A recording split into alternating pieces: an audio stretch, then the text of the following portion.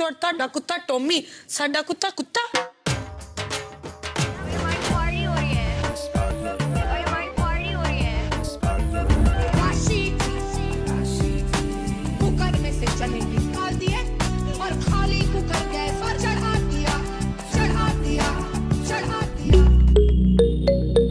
He is the man behind the most viral and funny beats doing the rounds on social media. From Rasoor Mein Kaun Tha to Pauri Ho Rahi Hai, music composer Yashraj Mukhate's clever dialogue and music mixes have entertained us through the pandemic. How does he hone his ears to pick a viral line? Well, there have been hits and misses, he says, but when he gets it right, the views are in millions. But who is his main go-to person for material? वो राखी सावंत है तो उनका तो कुछ भी बनाऊंगा तो उनका तो बीट डालने की भी ज़रूरत नहीं, वो ऑलरेडी इतना फ़नी बात करती हैं तो मुझे बहुत मज़ा आया उसमें। राखी जी को कोई बीट नहीं कर सकता है, राखी जी जो बोलती हैं वैसा तो कोई नहीं बोलता है, तो अगर दूसरा भी अगर कभी बनाऊंगा तो वो राखी जी होंगी।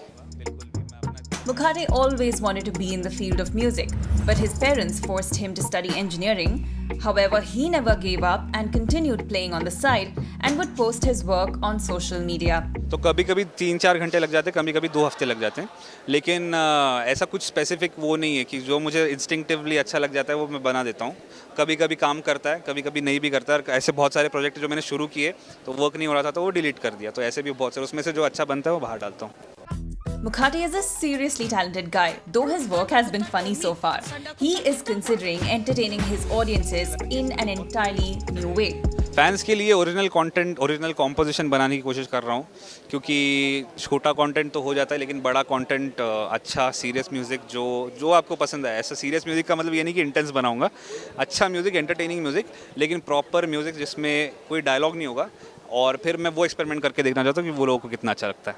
तो फैंस को बोलूँगा कि उसको भी उतना ही प्यार दे जितना इसको दिया है। Mukhate has shot to fame. In an interview, he said Anurag Kashyap even approached him for collaboration. But there is yet one thing on his bucket list.